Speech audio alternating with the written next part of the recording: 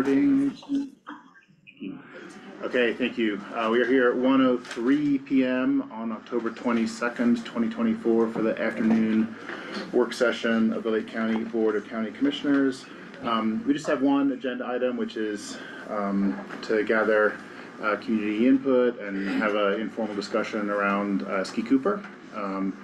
I can lead off, I think. Really appreciate Forest Service folks being here. Just by way of very quick background and not to delve too deep in this, you know, the Ski Cooper operates on Forest Service land under a permit. The county is the permit holder there, and we contract with, or have a management contract with the Ski Cooper management. So I think one thing that we can cover today is just to sort of ask questions. I think, and again, really appreciate Forest Service folks being here about sort of where things stand. I think it would be good for us all to understand current BOCC, the public, commissioner candidates, sort of where is the sort of formal and informal places where the community and the county has input onto Ski Cooper decision-making or operations. So sort of like tee that up in your heads when we come to it. What are the input points for the special use permit, for the Ski Cooper master development plan, that kind of thing.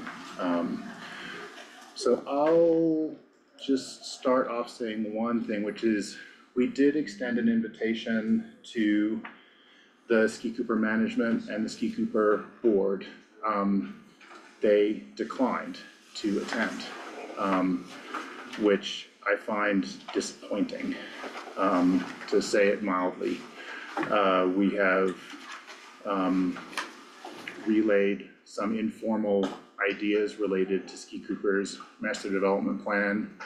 I mean, over the years, but certainly in writing in the middle of 2023, May of 2023, it's been quite a lengthy period of time during which we could have had some constructive discussion with the board. That has not occurred.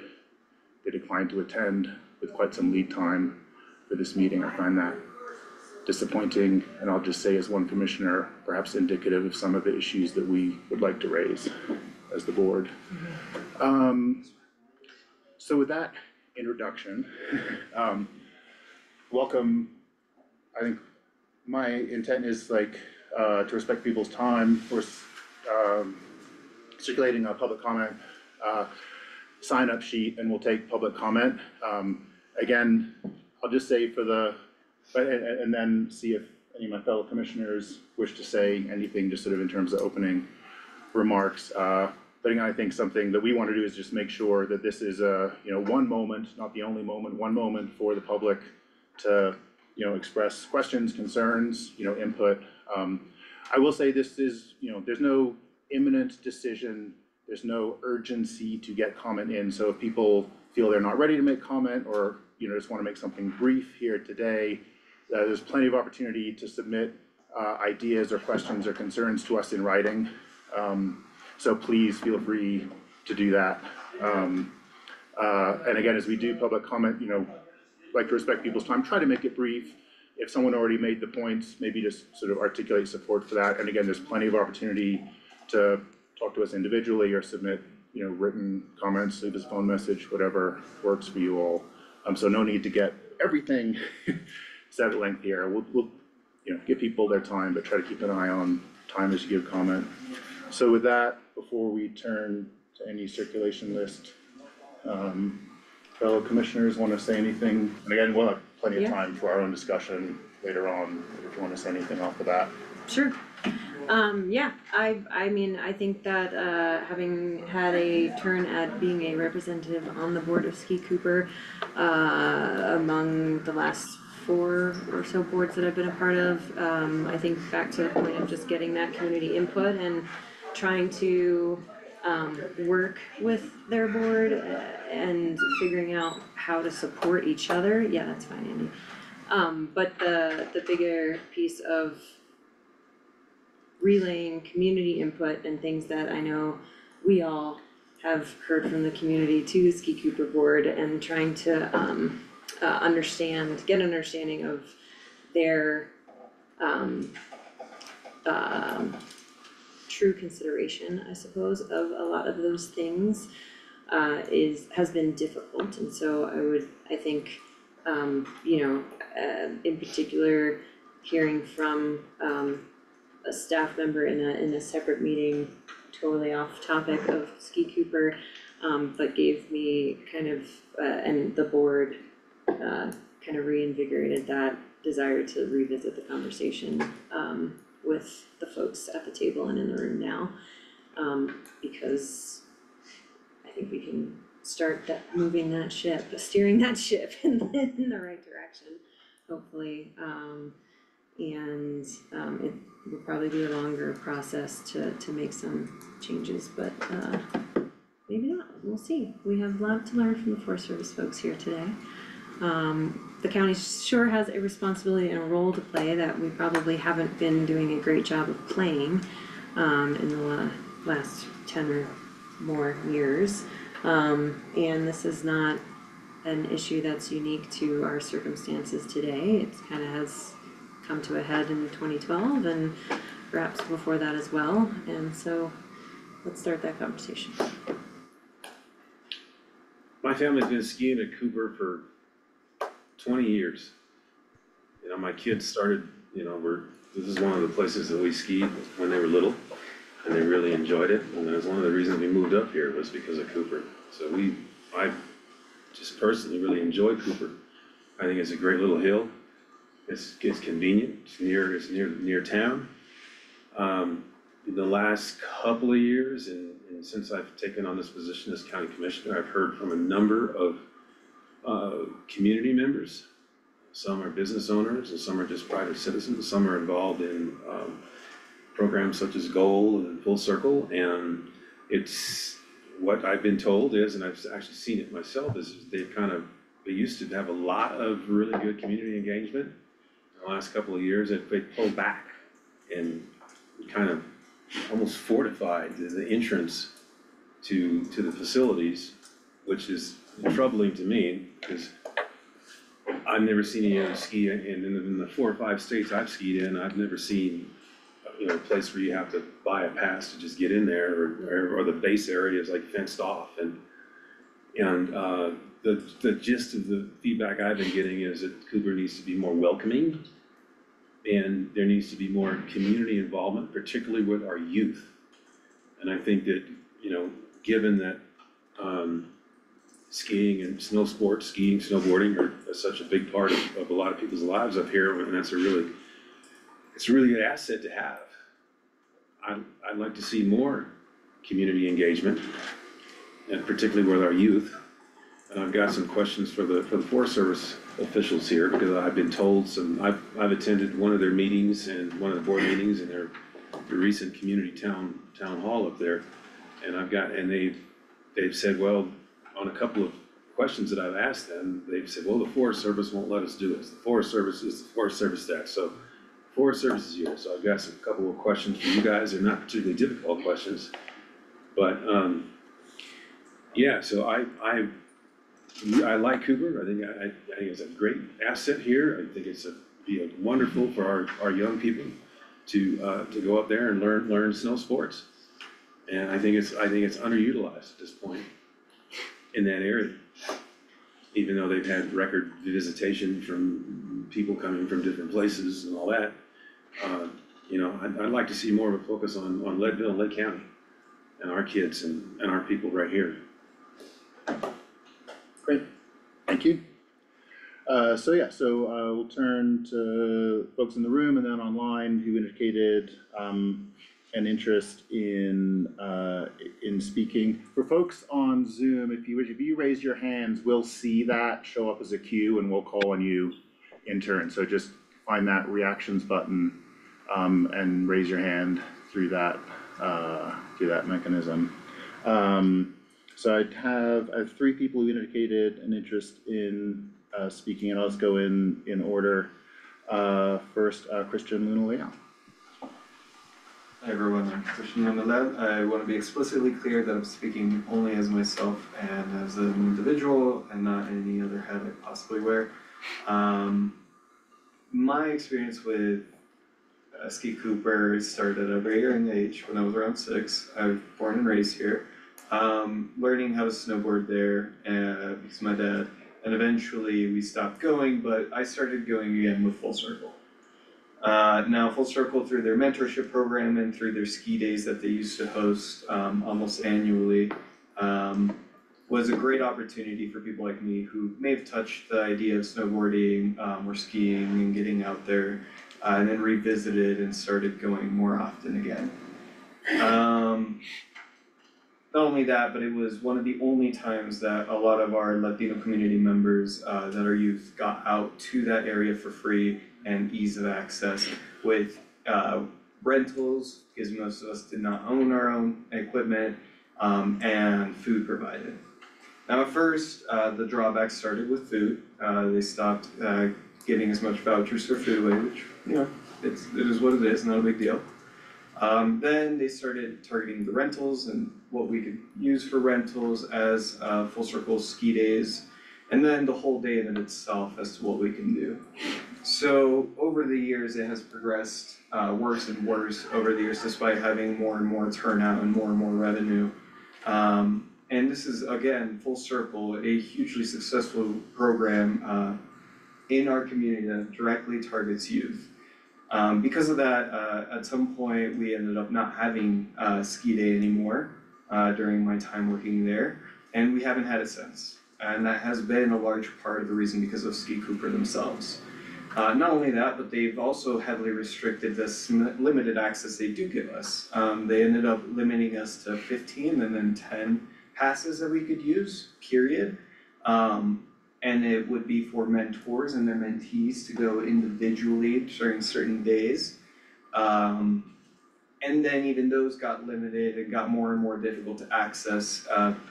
Just really heavy restrictions on when they could go, how they could utilize them, and what benefits it came with them. So eventually it just became such a chore that it was a really difficult thing for us to handle at Full Circle.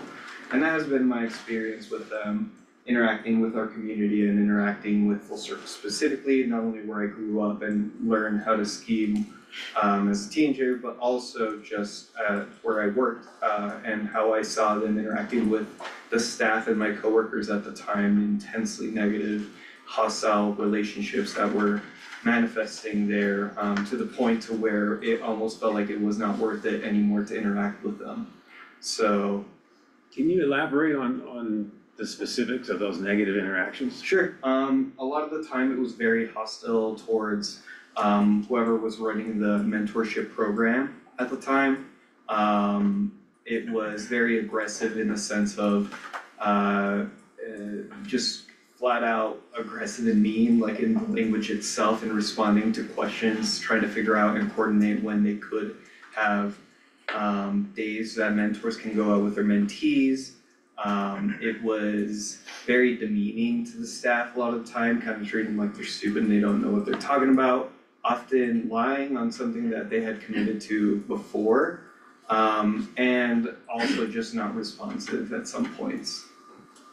So it was just very negative. It turned into a very negative experience. That's not always how it was. It was a great time, and through how we worked it out through ski days, you know, we worked it out, and we get it, like, there has to be some balance, but to the point to where we can't really do that anymore, it just feels like that's a very big thing to take away, and this big experience that a lot of kids went. I mean, you know, for the most part, every time I went, the majority of people who went were first timers. And what were the ages of these kids? I mean, we're talking probably like 5th grade all the way, and earlier, honestly, like 3rd grade all the way up to 12th grade. So it was all of our youth, all in our schools, and the program has always historically just had a lot more Latino community members involved in it, and that was always the case during ski days. That's who you saw out during those days. So that's who you stopped seeing out once those services started getting pulled back. But yeah, that's been my experience with them I guess, professional capacity and working with my colleagues alongside that when I worked at Full Circle and as a youth growing up, the kind of the experience that feels like it was robbed. Thank you. Great, thanks for the follow-up question. Yeah, please. Thanks for the follow-up from Hal and your answer. Just wanted to get down as somebody who'd like to speak. Excellent. You are on. I'll go next on the list was Adam Ducharme. Thanks. I just wanna speak, as my role as the tourism director, for Lake County. Starting actually before I was even the tourism director, when we just had a volunteer tourism panel. I was contracted in 2020 to work on a series of videos through some grant funding that the Lake County Tourism Panel had received at the time, and I was required to make 10 videos throughout a year, so throughout a season, and I was able to shoot all throughout Lake County, all 4 seasons, working with a variety of different partners. And the only business or organization or partner that I had any limitations with or conflict with or restrictions put in place was Ski Cooper. They were the only ones that made the process feel arduous and difficult. And at times it made it feel as if they didn't even want promotion. And it was very challenging for me as an outsider to understand that. And now, given my role as the tourism director, I guess you could say that the picture has become a little bit more clear. Because as I have, when I first began my role as the tourism director, I literally, I think in my first 3 weeks of work, I set a meeting with Dana and Dan and Patrick, the Torsels, because I saw Ski Cooper as one of our largest potential partnerships and one of our largest opportunities in terms of ways that we can successfully showcase how wonderful this community is and how much we have to offer. And that first meeting, it became very obvious that they had their plan and that whatever I was interested in doing was very much outside of anything that they were doing. And I have a pretty good email track record of exchanges with Ski Cooper that showcase an unwillingness to partner. Everything from trying to create a stay 2 nights, get the 3rd night free sort of package program with local lodgers, trying to create an incentive to have people come and, go to Ski Cooper and then go to this restaurant or brewery or whatever afterwards. Trying to ask for complimentary passes to have influencers or press come. Kind of you name it. And I have pretty good detailed records of being denied every single step of the way from the standpoint of trying to promote Ski Cooper as sort of one of our assets that we can promote in this community. And then also additional to that, I did have a conversation with someone that was working as a consultant for LC Bag, and they were talking about wanting to be able to speak to community members as well as visitors about some of the programming that they do around homelessness and around trying to provide low-income housing and childcare issues.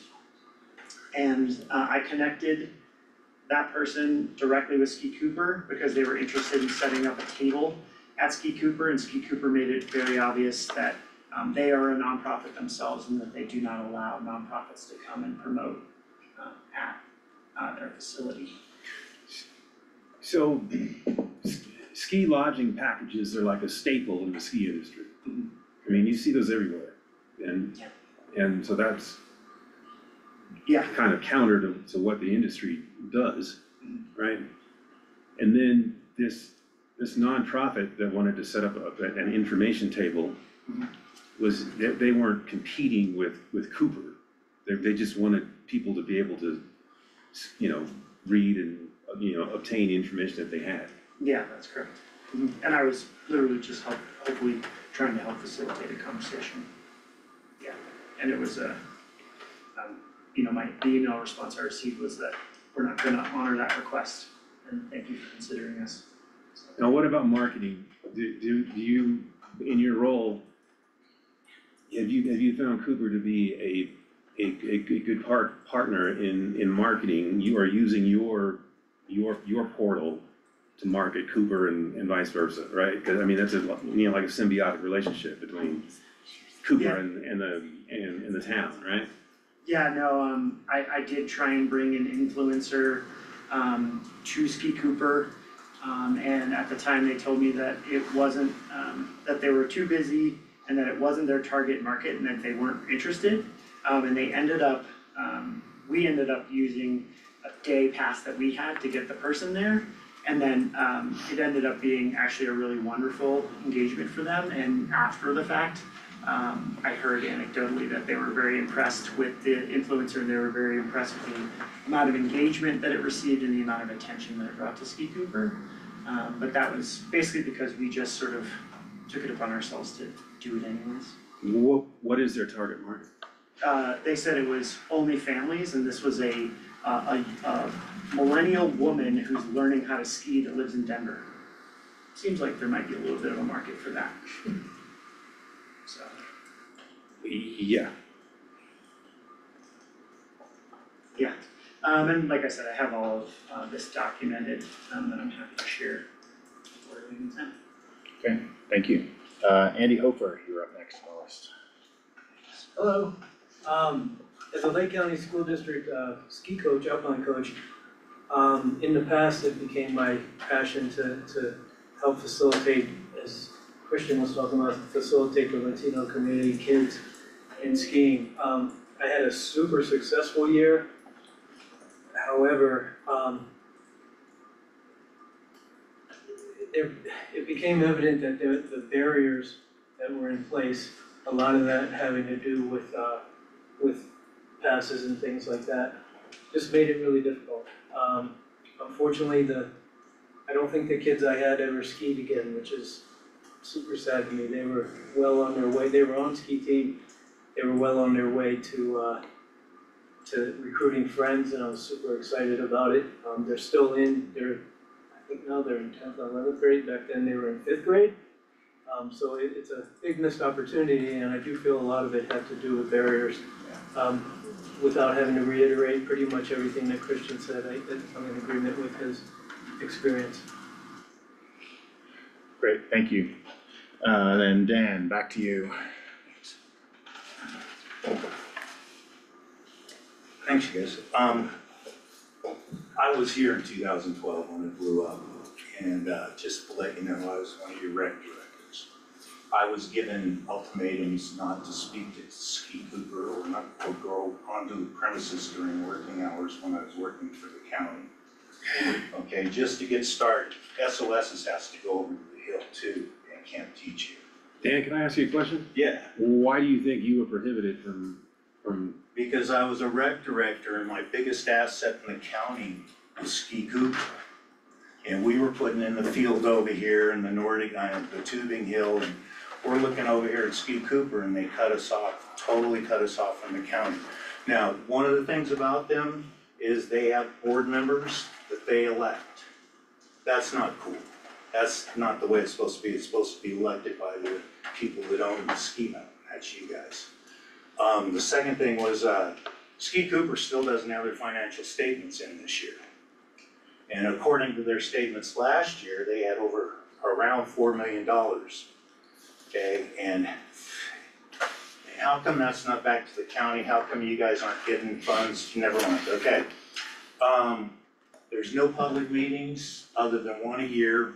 Everything's done in top secret, okay? And whoever the hell ordered a T-bar moving us back to the dark ages. I'm sorry, seniors going up on a T-bar or snowboarders, what a joke to buy a brand new T-bar when I got Copper telling me that they've got 2-seaters and 3-seaters they'd sell us used, and many other ski mountains would have worked with us. I'd like to know what's going on with the snowcats, because they shut Chicago Ridge down. We've got over $1 million in equipment there. We have county equipment plowing their parking lot, and this is, I've talked to every one of these commissioners about this stuff, okay? The other thing, you know, basically about the county equipment, where does the used equipment go? This is one of the other things I got in trouble for. When they shut down one of their groomers, why couldn't we get it for the mineral belt? They sold it, but where'd the money go? Who's getting the money? What's going on with the equipment? There's so much equipment that disappears every year that's unaccounted for.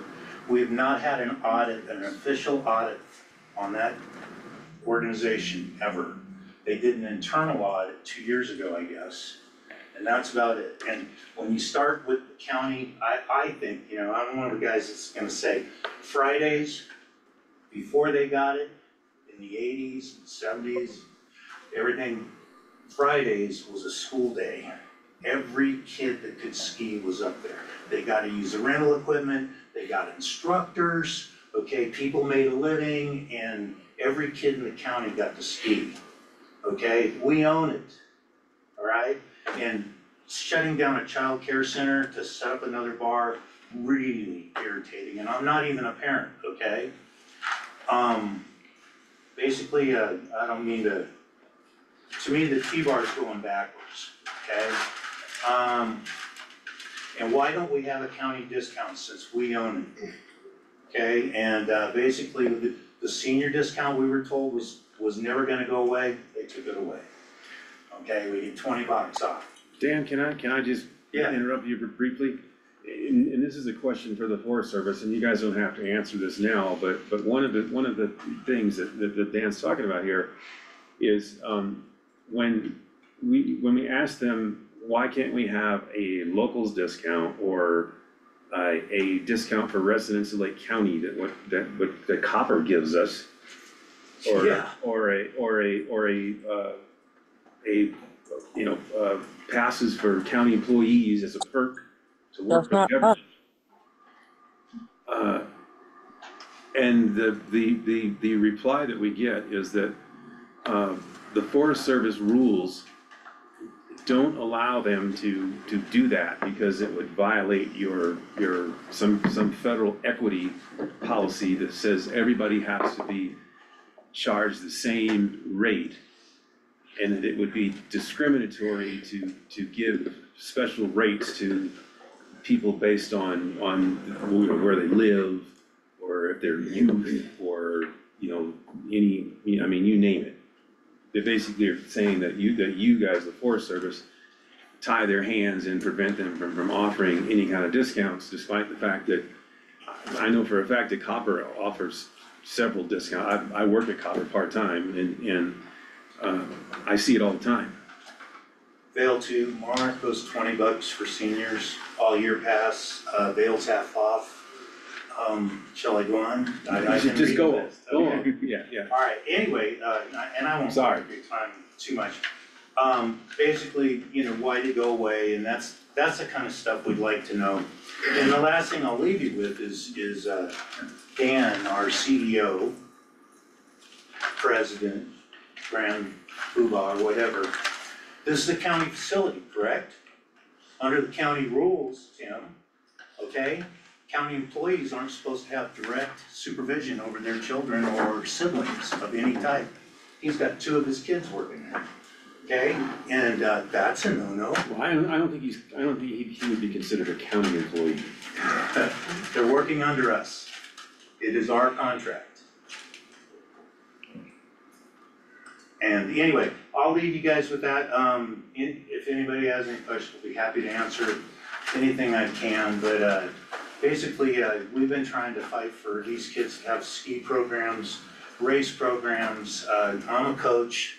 It hurts me to hear you've got some interest. What is it? They're trying to stop the Hispanics from skiing, and what are we doing here? Their kids get to ski free. Every one of those people that work out there, they all have passes for their families. Okay, thanks, Dan. You guys probably do too. No, No? I did not have a Okay, free, I can't even borrow. but as a copper employee, I do. Benefits through copper, Okay, I have like passes a day. which includes a real deal, so, yeah. Okay, that was everyone had marked down in the room. Is there anyone who didn't get a chance to raise their hand? And then, like I said before, if there's anyone online, now is the time to raise your hand.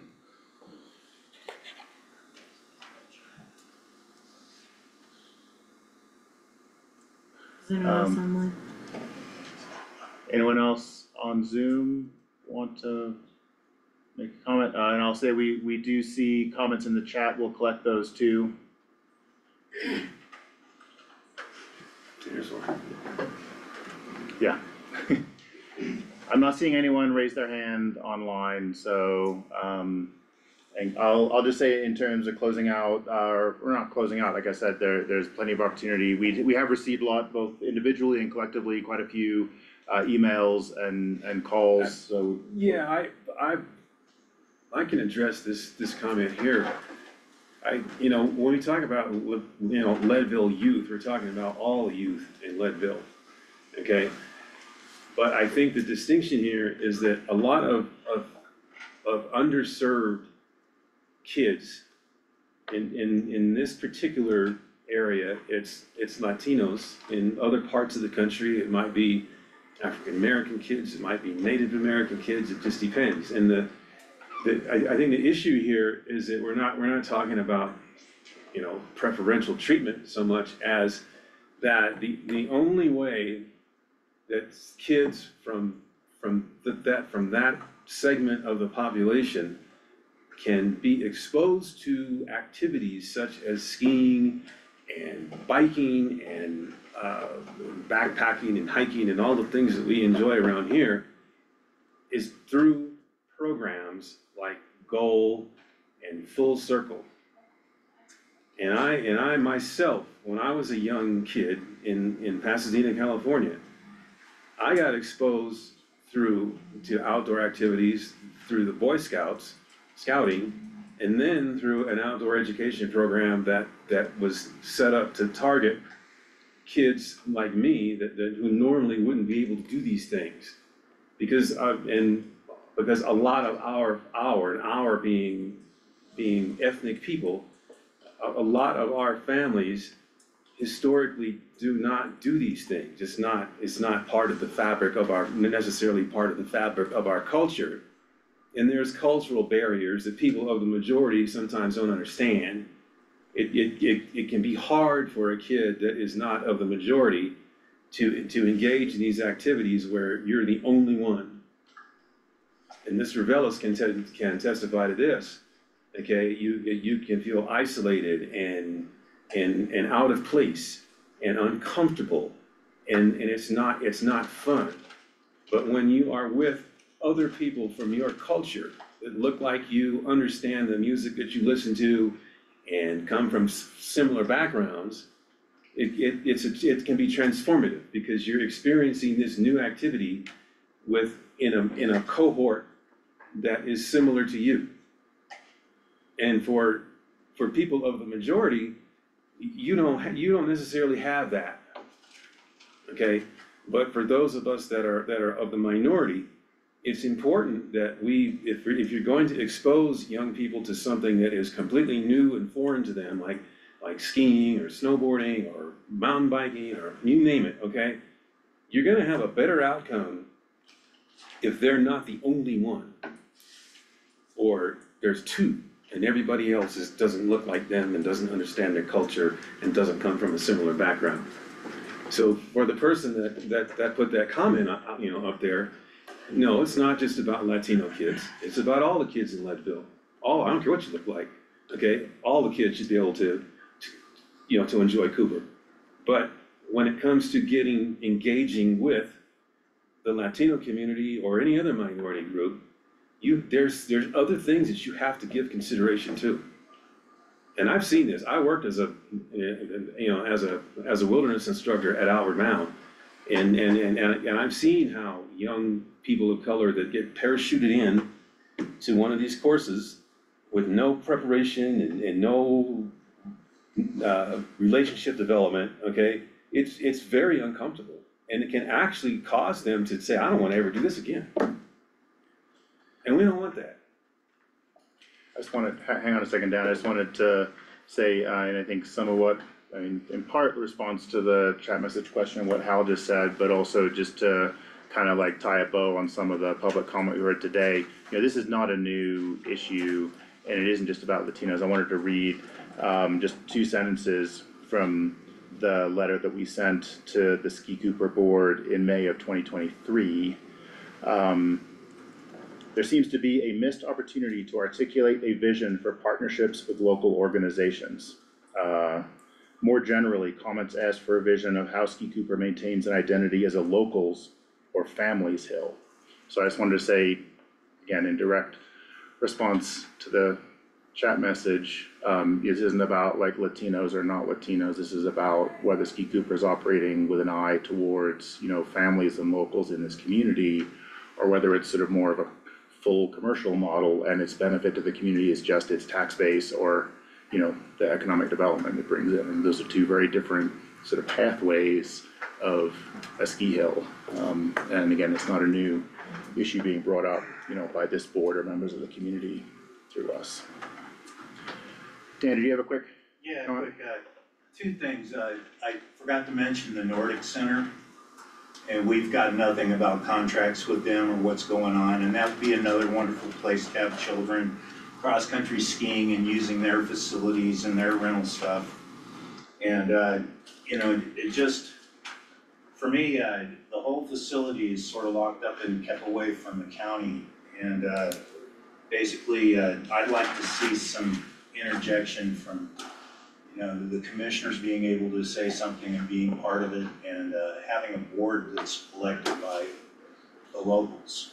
The ski mountain the golf course used to elect all their board members through the membership.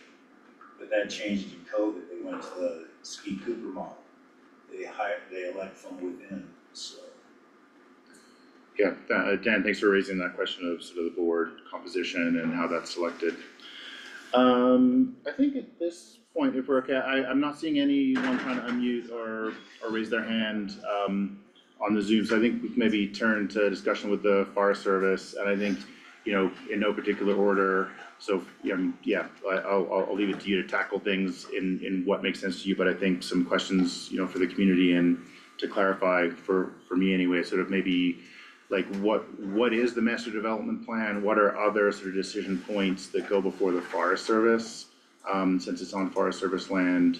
And for each of those, kind of what is the formally the BOCC or sort of informally the community's, you know, chance to see those or weigh in on those? And any other topics you see, I see you've been taking meticulous notes, so invite you to, tackle any other, you know, points or even questions for us that you want to Just do an overview of like the process, and then you can kick it out to a little bit more about getting into it. How the ski area operates in that ski forces. I'm gonna just open with a few words, and then I'll turn it over to Max for some of the specifics on the MDP, how the permit works, and the ways that we're trying to administer in the interest of equity for all on public lands. First wanna say to the Board of County Commissioners, thank you for the opportunity and for providing really another forum for the public to share what their thoughts are and what their experience is. And because that's also an opportunity for the Forest Service to hear what might not be working so well. I think we've heard a few examples of that. So I appreciate the public comments on this too, and being invited to this so that we can help try to make some progress here. The thing that I've heard probably more is a theme than anything else, is that we have, some relationships in play, not all of which does everyone understand each other. It's in these relationships. There's a lot of conversations that need to be had, that are informed by public sentiment. Forest Service feels that and knows that our best path forward for recreating on public land is informed through public comment. And so my greatest hope is that the public comments are informative and insightful for all parties. Right now, there's basically 4 parties at the table, some of which are not actually physically present in the room. 4 parties that need to have conversations, not all of which need to happen at the same time. You have the Forest Service, you have Board of County Commissioners representing Lake County, you have Ski Cooper, and you have the public. And the public isn't necessarily exclusive to Lake County public either. These are national forest system lands, so this is for all of the American public. And so I wanna keep that in mind, so there's not marginalization of just Lake County community members feel this way. This is actually the American public, right? And their comments need heard too. The Forest Service is here to listen, so thank you. We are listening. I'm taking some notes here and trying to figure out what the nexus is between these comments and making meaningful progress for what matters to the public. We also have to keep in mind too, as was mentioned at the outset here, that Lake County is the permit holder. Okay, so, and that Ski Cooper effectively functions as the contractor for the county. So there's certain things where the Forest Service will be going direct with Lake County to seek remedy or to make recommendations. If your contractor is not doing this, then you need to be speaking with your contractor. So that there's some things where it's like conversations need to happen with the right people in order to affect change. Sometimes the Forest Service is critical and integral in that, and sometimes there are other conversations. So I want to be clear on that, and in that way, recognizing who needs to talk to who and who can leverage what to make change, that's something we all recognize. So one of the things we talk about with a permit, any permit, whether it's an outfitter and guide permit or an event permit, or if it's a ski area permit, is that permits are administered to standard.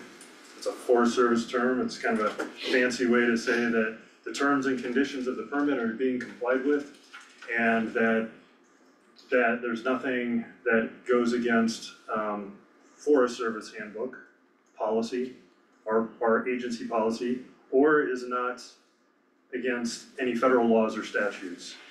That's all part of administered to standard. And so as we look at, maybe some things that have happened on the ground, one of the things that was brought up was access, literal access, physical access to the area. There's some holdovers that we're aware of that are holdovers from the pandemic, and there's no need, as far as we can see it, for those holdovers to continue. There may have been at one time a need for it, and I recognize that. But at this point, where it's almost like an amusement park type entrance, single point of access, no other points of access, it creates a bit of a barrier, and that's something that our handbook directs us away from, especially for uphill access. I mean, if you're using, some of the infrastructure and those sorts of things, then yeah, fees rightfully can be charged for lift usage and, using some of the amenities there, but we're just talking for general access to National Forest System lands. That's not something that we should be charging for. It is discouraged for authorized officers. I'm not the authorized officer in this case, it's my supervisor, the forest supervisor. But I act as an emissary. And so I recognize that that's happening. That is something we're seeking to take some action on, just because it's so well supported. Supported by our guidance, by our direction that we're using.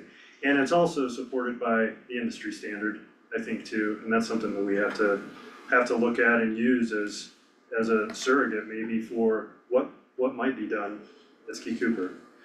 I know that there are some pricing questions as well, and there's some very specific language around that. Some things can be offered and some things can't, to Ski Cooper's point. And I think we can break that down a little bit more, and we have some language to do that. But going back to the permit, administered to standard, and what that means, if there is a non-compliance issue, because the county signed this permit, it is non-compliance for the county. So how we get to that remedy in that case is the conversation with Ski Cooper. Now, do we have direct conversations with Ski Cooper, meaning the Forest Service and Ski Cooper? Yes, we do, because we understand they have some needs, there's a degree of detail sometimes that's required from them for certain projects they may wanna do that are currently supported by their master development plan. Max will speak to that. And so we do work with them on those things that were, previously accepted as part of that plan. The offsite wastewater treatment system is one of those examples. We are working with them directly because we also know it's a public health and safety need. But then it's also something that from their prior MDP in 1999. 1999 was 25 years ago, and that's I don't think as relevant as something that if it were developed within the past, let's say even 15 years, when there was such a growth in Lake County. And so I think that certainly we are supportive, and we've been trying to be facilitative in developing a new MVP and encouraging Ski Cooper to do that. Because that plan is a reflection of where we are. Needs to be a reflection of where we are, and that means like the community as a whole, Forest Service, American public, everybody. 1999 is not a reflection of where we are. Simple enough. So we have, like I said, terms and conditions within the permit. Lake County has a copy of that. We are, for certain things, our way of circling back to something that's not within the permit is a matter of non-compliance. We typically issue a letter to the permittee, regardless of who the permittee is, and it says, these things are not in compliance with the permit, and you have an opportunity to remedy this, opportunity to cure this. And so I know that based on some of the things that I've seen and documented, and some of the things that Max has seen, there are going to be some of those things that come forth to the county that are non-compliance issues. We would like to hear them. And some of those, are regarding structures that weren't authorized, may have been necessary at the time, but not authorized on a permanent basis, okay? Temporary structures are one thing. Things that are out there permanently, intended to be used permanently, are not authorized unless we go through a formal process, the same as we are with the wastewater treatment system. That's our NEPA process, right? Because we have to follow a process to get to something being on the ground. Because anytime there's a structure that occupies National Forest System lands, there needs to be an authorization associated with it. Right, the buildings that are out there now, the more permanent structures, the ones that were probably there in 1999 and pre-99, and those are all authorized. We recognize their existence out there, but it's some of the stuff that's popped up since that we have to circle back around and address, because in some cases, not in all, but in some cases, those weren't authorized. Those unauthorized structures comes as a matter of non-compliance with the county to start with. Mm-hmm. Is that like a ticket booth? Ticket booth, it could be an entrance area, it could be a temporary structure that's hooked up to power. So there are several examples. It's occupancy of federal lands. And there's examples too, in the maintenance area, the maintenance building. There's occupancy happening out there, to the gentleman's point about what happens to vehicles when they go in. Well, when they're retired, I can tell you what happens with a lot of them. They're in the back. They're by the maintenance building back there. There's several cats back there. I don't know how many of them are operational. The proliferation of extra equipment out there, that's not covered under the permit. there's a Lake County vehicle back there, I noted, and I'm not an expert on vintage of automobiles. But it's an old county truck that's back there, that's from probably the mid-70s, early 80s, just been out there all that time. So, maybe to Commissioner Mudge's point, is that a lot of these issues that we're dealing with, some of them are relevant to current management, current administration, current board. Some of them are not. Some of these things go back decades. And so as we try to address certain things, it's important to recognize it's taken us a long time to get to this point. And there's some shared responsibility there. I'm the first to raise my hand on that. I have responsibility in this, responsibility to remedy it and through the means that I can for those non-compliance issues. And so we seek to do that, but recognize this is decades in the making. So I think it's an important point. The other thing that I can say too is that how any one ski area operates may be a matter of business decisions. Not all business decisions are illegal or against federal law or statute, right? And so the Forest Service will typically remove itself from those business decisions, provided there's nothing improper, so to speak, or illegal with those decisions. Now, if a decision can be influenced, by the community, and it's more favorable to the community, we encourage that dialogue to happen. Because I do think that it sounds to me as if there are some missed opportunities here for the betterment of the American public, which includes Lake County and its residents. So I encourage that dialogue, and I know that we're not in a place necessarily for constructive dialogue, but we have to be moving towards that for this to make a change. So yeah, I mentioned the Forest Service interests, and I go back to this again, equitable access to public land. I know that means a lot of things to a lot of people, and we're trying to create the environment that fosters that within the sideboards that the Forest Service has given. And we'll continue to do that. I wanna make that commitment. But within that, I would say that sometimes when you have a relationship like this, where you have a county involved and a contractor involved, sometimes the ways to make process are between those parties. Sometimes it's not the Forest Service, but we will encourage it and help promote that however we can. I appreciate the fact that we're having a transparent meeting.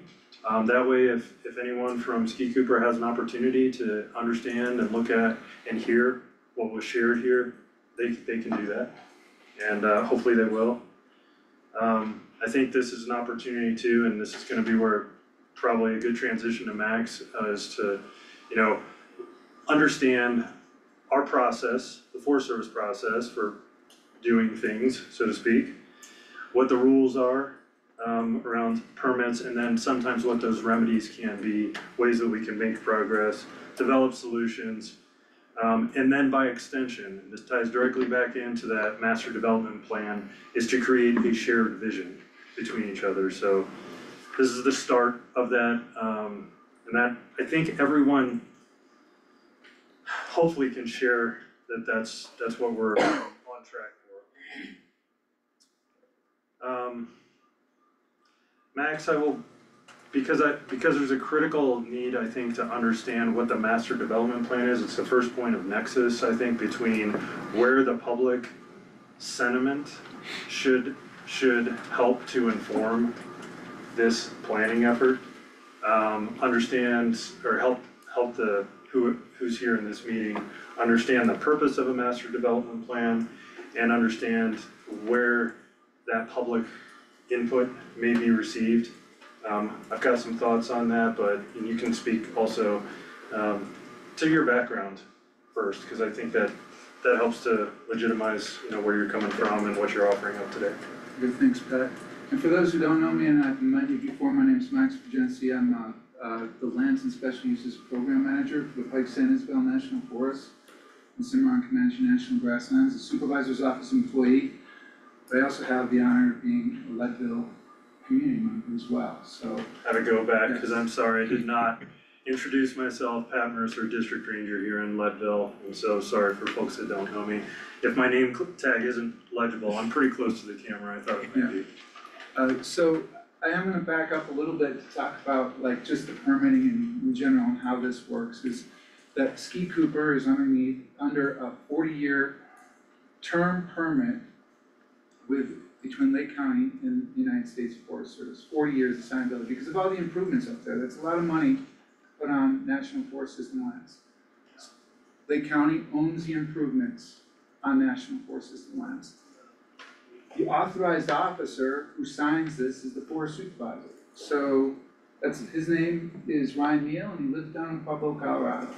And that being said, Pat Mercer is the designated representative. He's a line officer here as Leadville District Ranger, and so he's the one taking the day-to-day operations and having these meetings. Now, if Ryan needs to get involved, and he does get involved, he signs permits, he signs amendments, he signs any sort of NEPA decisions, the decisions to have increase improvements up there for Ski Cooper or other facilities like Ski Cooper. So that's where it starts from, is this 40-year term permit. And there's a copy of it, if anybody's interested in it, is available for your purview. It's open through FOIA or just asking people for it, really, there's nothing in there. So, with that being said, there's a lot of terms and conditions, right? The permit itself lays out the acreage involved, the authorized improvements, the type of activities that are permitted, all and all down the line. And I gotta get through this, and Pat, if you wanna enter, you can Just real quick, interject yeah, cause anytime. you're saying some stuff that I think may be worth noting for those in the room and online. About 3 years ago-ish, we split the permits between Tennessee Pass Cookhouse and Ski Cooper. And that was because of different interests. I mean, they're separate entities. They used to be under the Ski Cooper permit, both of them. And those permits were split. That means the ski areas are individual. They each have the ability to operate within one area and another area. Also at that same time, the Ski Cooper permit area was broadened to more closely reflect what the forest management plan looks like for the ski area and that management area. And so at that time, the actual ski area where development may occur, with proper authorization, of course, that was expanded for Ski Cooper. And so a point of distinction is if there's discussion specific to Tennessee Pass, that's really a separate discussion. That's not Lake County, that is the permit holder for that is Tennessee Pass, whereas Ski Cooper is Lake County. Tennessee Pass broke away from the contract with Ski Cooper. They're separate permits. That was, when did that separate? 21. 3 years ago? They always had separate permits. Right. It was just that they almost overlapped in one way, because Tennessee Pass had a snow trail permit, they're actually a ski area now. We can talk about that later then, if you have any questions.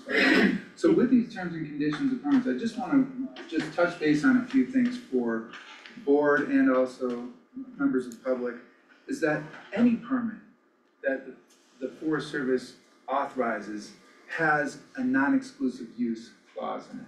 And I'm gonna read to it. It says the use and occupancy authorized by this permit are not exclusive. The Forest Service reserves a right of access to the permit area, including a continuing right of physical entry to the permit area for inspection, monitoring, and for any other purpose consistent with any right or obligation of the United States under any law or regulations. And then the Forest Service reserves the right to allow others to use the permit area in any way that is not inconsistent with the holder's rights and privileges under this permit. And then it says after consultation with all parties involved. So you have the right as a citizen of the United States to freely use your national forest. Now, you can't go up and do something in this permit area. You can't go camping, right? You can't go up and have a party in the middle. You cannot materially interfere with their activities and their operations. we have a right to using your national forest system lines, right? So just saying that right now, and that is a clause in this permit. So Or- if you wanted to go and not use the lifts and just uphill ski, you could do that. If you, and this is where we have to talk, I'm gonna refrain from answering that question directly, because that is we have to have that conversation with all parties involved. We cannot make that decision unilaterally without that. That is, because it is operating, the uphill access is on a surface that they groom. And even though there may not be snowmaking, and on certain days or certain hours, they may think that it's because of the health and safety of their paying guests, that it may not be appropriate for that type of activity for all access. Cause like Copper has, you can buy an uphill pass, Correct, and they have designated uphill trails. correct. Yeah, and that comes at a reduced cost for most ski areas. Right, There's yeah. uphill access Yeah, offered, because most people using uphill, or doing uphill, they're not taking advantage of all of the other infrastructure out there.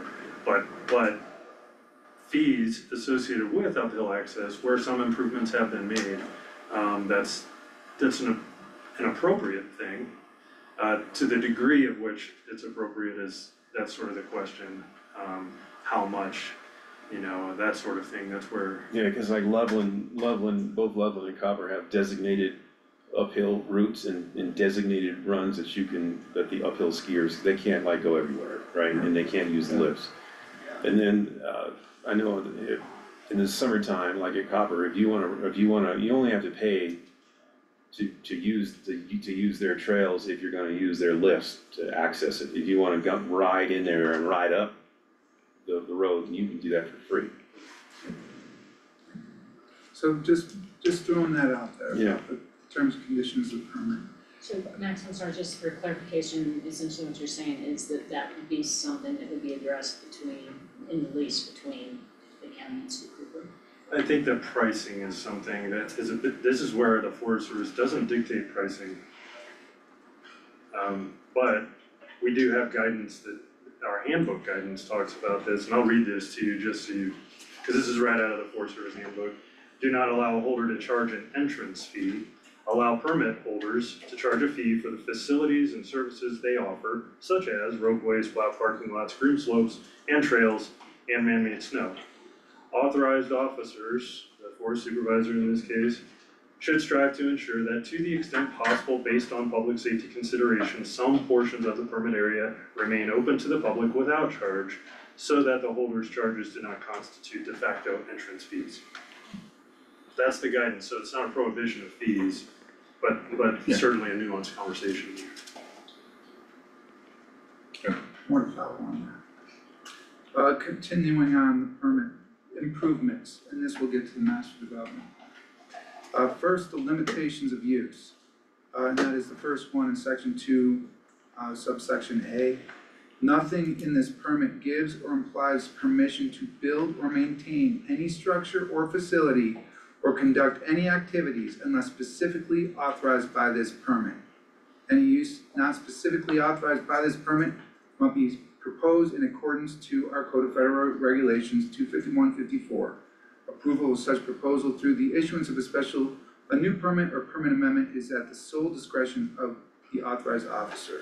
To that end, there are, as Pat Mercer alluded to, temporary structures that were not authorized to be built for construction on National Forest System lands. And Lake County is currently not in compliance with the terms and conditions under subset 2A of the permit.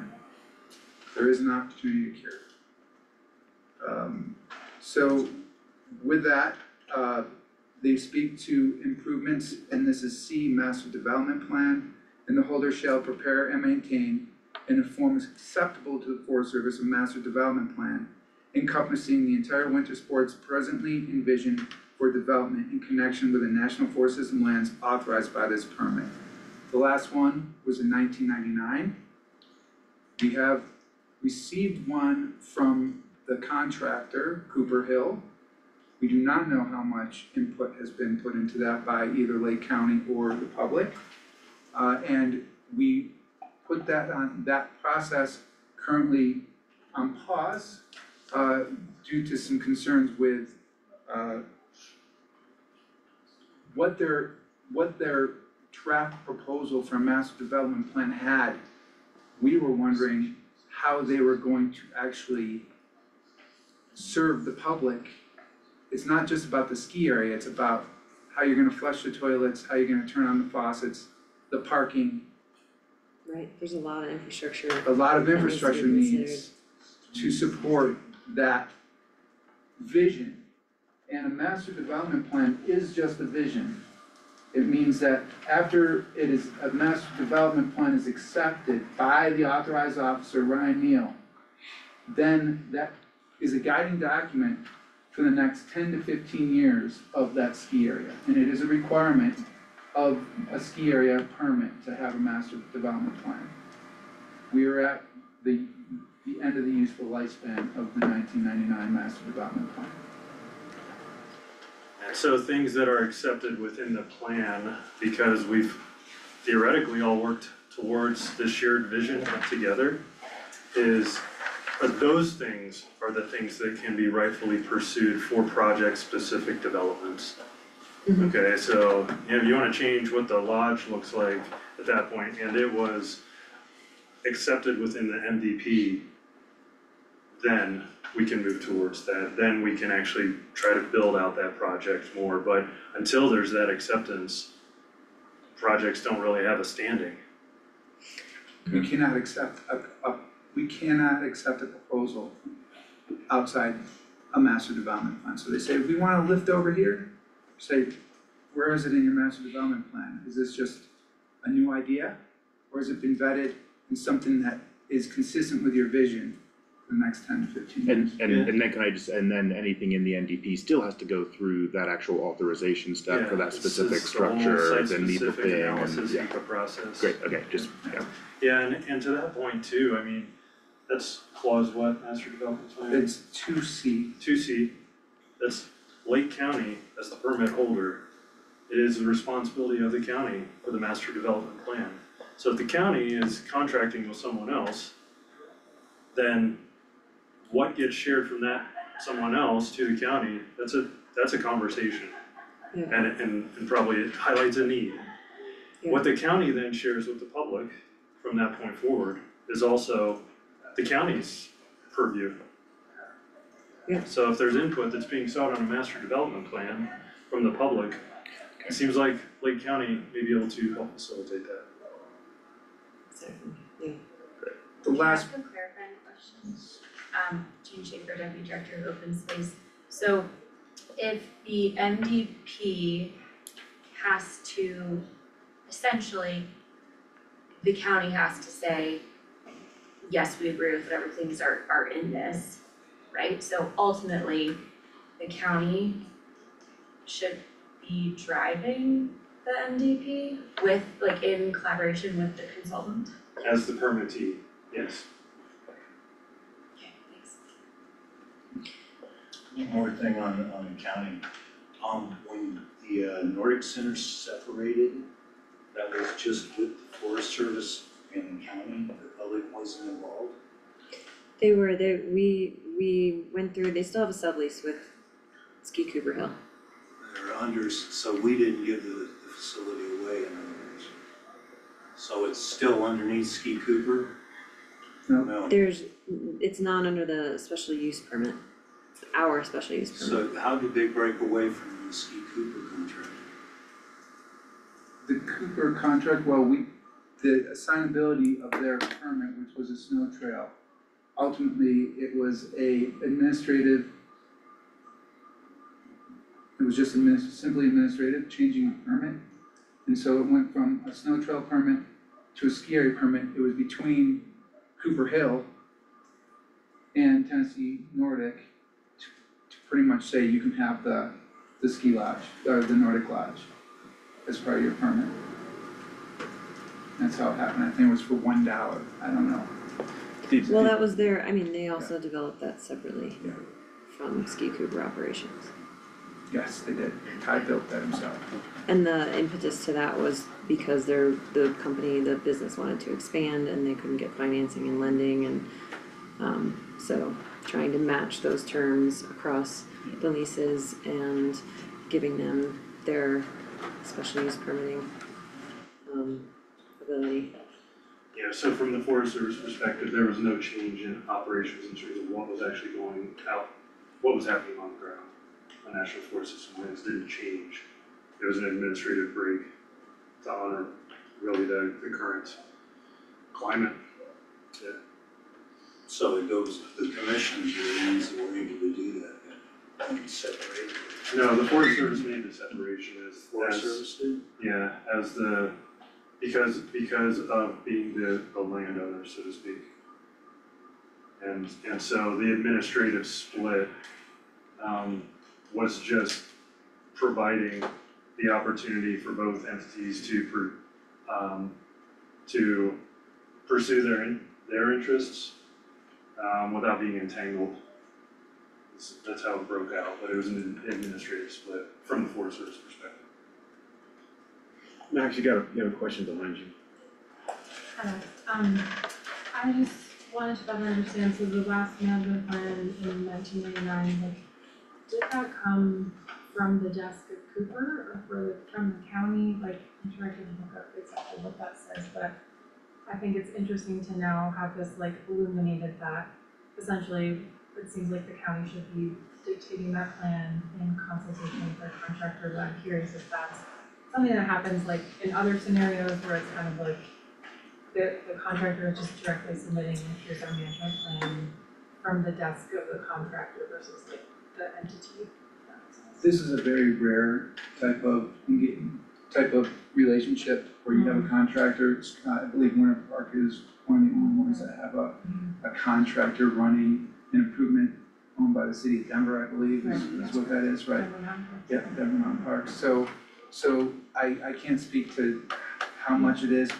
And if we had it, we were working on digitizing it today, and then we would have the actual answer for you. And maybe Kate, if she's online, she would be able to know if it was a commissioner that signed that, which I would assume did sign off on that. But we, as a master development plan, we have it submitted, the Forest Service just accepts it as part of it, that's it. So I don't know, and we weren't here at that time, so I don't know exactly how that. Kate successfully digitized it, I'm actually looking at it right now. There's no BOCC signatures on this.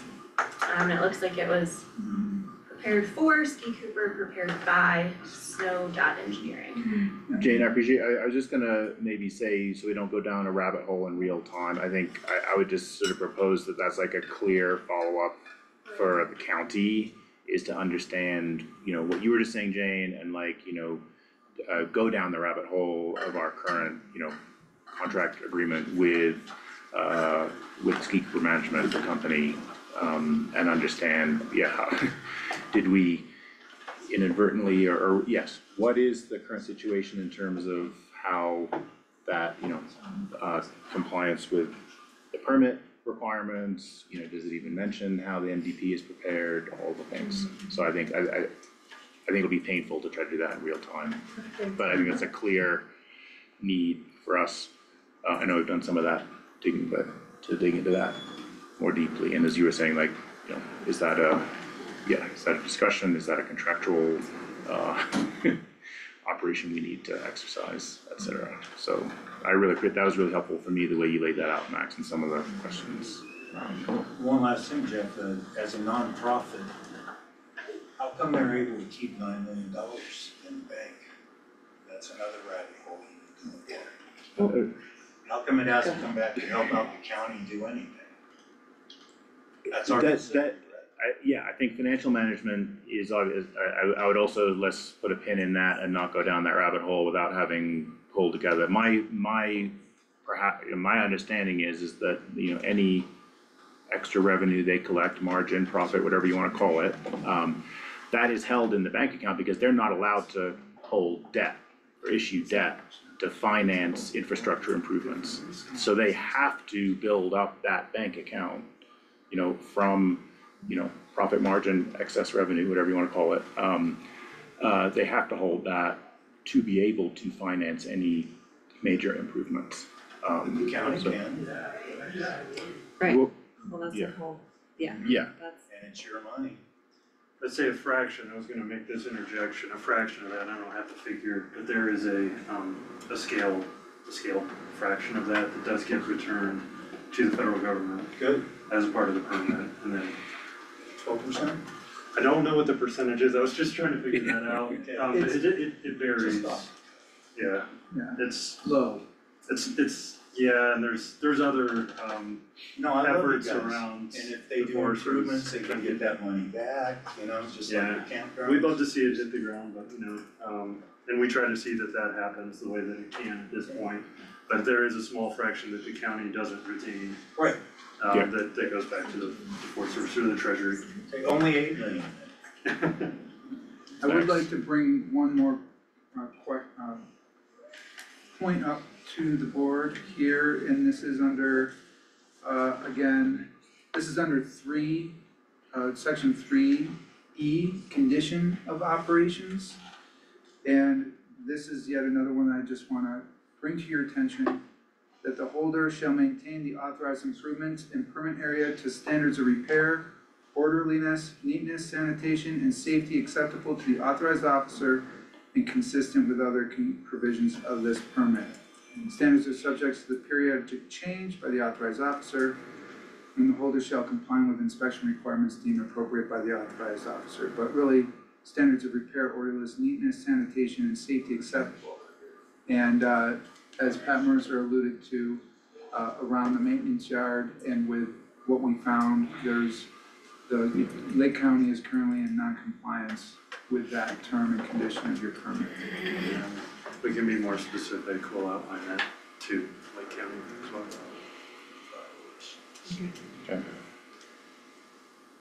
So what about the discounted pricing stuff?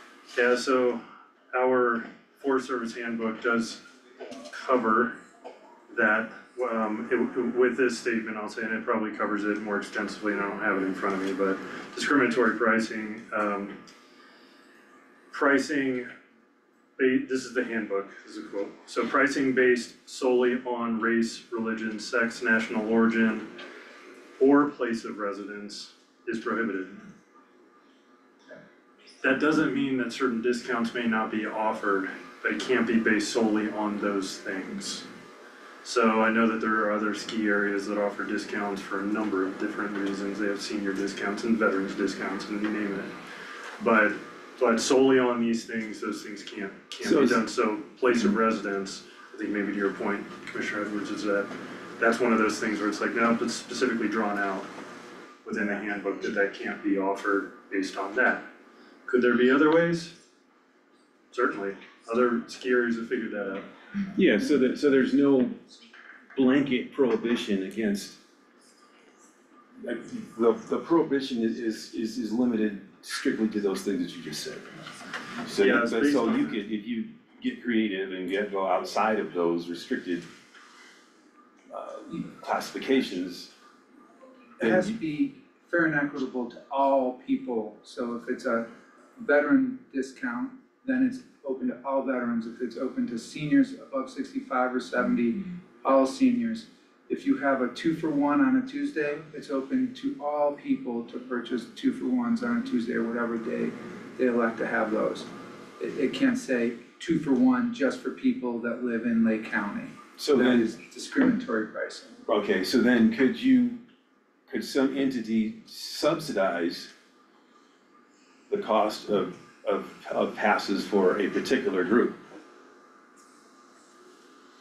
The area would not discount it, but if you had some organizational entity that said, hey, it's gonna cost, whatever per ticket, and we'll subsidize 50% of those tickets for that particular program.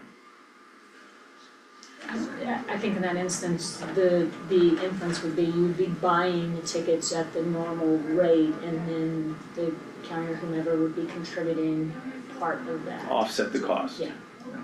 So I don't see that would be violation of their requirements. Well, yeah, I don't see it as a violation either. I mean, I do know, for an example, and I don't know how they do this, and it's in a different, it's not for a ski area, but for Hanging Lake, for example, for folks that are perhaps not in this, they can't afford a pass to go to Hanging Lake and get on the shuttle, they actually have passes that they can sign up from public libraries, right? And I don't know how they did that, but that's how they do it. They do that for the shuttle to Quandary Mountain in Breckenridge as well, where if you want to sign out a pass to take the shuttle, you can go to your public library and get one. But now I don't know how, once again, I don't know how that happened, but there are ways of providing those types of tickets for those activities. Ski areas, uncertain. Because they're usually a pass is specific to the individual, it's not usually something we can pass around. Lauren? Did you list occupation in that list? So if somebody was a employee of Lake County, whether or not they live in Lake County, but just sort of solely an employee of Lake County, would they be eligible for a discounted ticket? I don't know, it's not within the specified things and just the snippet of guidance that I have here. So I mean, we can look a little further into that and read the rest of it and figure out if there's more specificity there and cover that. Cause If we can get a copy, my office will be happy to research those kind of issues, so you don't have to take your time. Cause Copper has some kind of a government employee discount, right? I know that the Lake County government employees can get a discount at Copper. But if it's for all local governments, Yeah. that would fit with Matt's saying about it can't be specific to just Lake County. Right. City of Boulder, if I was a government employee for the city of Boulder, if I was offered that discount at Copper Mountain, then yes, it's fair and equitable for that group of folks. Now, with what you were just bringing up, I believe, if Lake County had a wellness program in that you wanted to assign a certain amount of dollars towards a season pass, that's up to Lake County and their wellness program to say it's an activity. So that's a way, but I don't think it can be discounted for Lake County because it's, again, place of residence, or it's also specific to, it's discriminatory to other people that aren't in that same group. Yeah. This is, I would also, I guess this is another thing to like put on our, working list of things, cause I think that, something you've definitely heard from some of the public comment today and, before, like, how do we get a school program through, these requirements, so I think there's some creative thinking and analysis to be done from all of us about what do we think the community wants and would be helpful and how do we structure it in a way that passes muster with the rules. And Jeff, how come they can have their families ski and the rest of the county here doesn't, if they work for the county, we don't get passes, we don't get privilege, it sounds like it's going against their rules. I mean, so yeah, I think let's put a.